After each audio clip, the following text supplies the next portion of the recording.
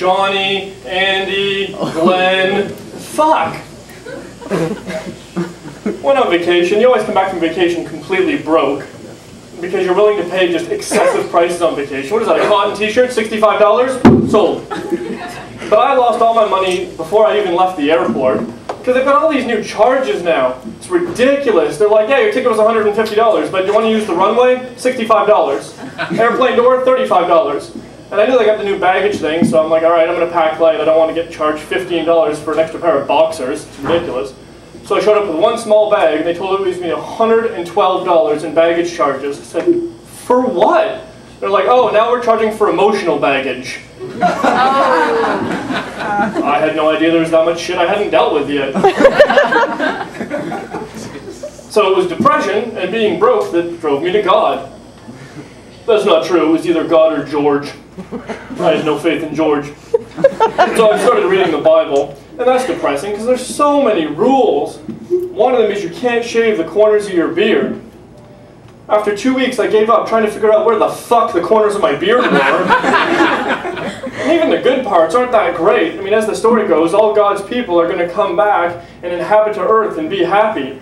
Which sounds great, but have you seen fucking Tampa rush hour now? That's one generation. We all have cars. There's going to be guys walking, dudes on horses, plus another 150 years of Henry Ford's fucking driving.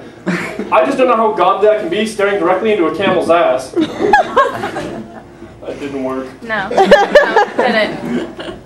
I have no segue for this next show. Does M. Night Shyamalan make the commercials for Girls Gone Wild? Because the trailers are awesome, but the movies are fucking terrible.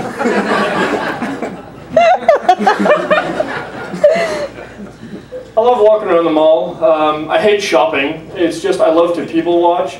Inevitably, whenever you go to the mall, you see two people where your first and only thought is, I hope to God they never have children. The kind of people that couldn't count the number of beers in a six-pack. And no sooner do you finish that thought than a little mutant with a rat tail comes running up behind them. Which really makes me believe that if we require a permit or registration for driving, fishing, boating, we really need to start testing for reproducing. And anything, a written test, an oral interview, even a fucking coloring contest to do it. Victoria's Secret's another place that really needs to start a registration process because I constantly see women in the mall that weigh easily 450 pounds with a Victoria's Secret bag. And I'm like, that better be a lot of fucking lotion. I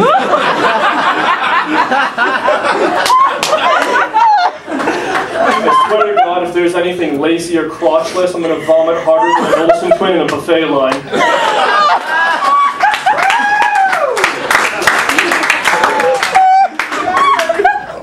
Technology's gotten out of hand, we're running out of things to invent, so we're combining things, like cell phones are completely fucking ridiculous.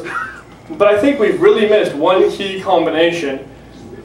And you know the automatic wheelchairs that the morbidly obese ride in the mall and Walmart? Why not install the floor buffing machine in the bottom of that? Oh my God. You could give it out for free as long as they stay out a full hour and make sure they cover the aisles 4, 5, and 6. And it would be damn near pressure washing.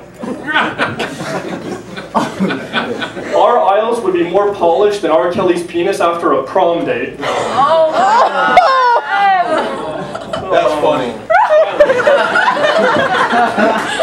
Alright, I got one more for you. I spent a long, long time making this joke morally permissible, but I couldn't. You ever take a shit so big it explains why you've had bad breath for 3 days? You ever take a shit so big it requires verification from another person? Honey, can you come here a minute? Bring the tape measure. And do we still have the Guinness book laying around? Guys, I'm Mike Day. It's been a lot of fun. We'll see you soon.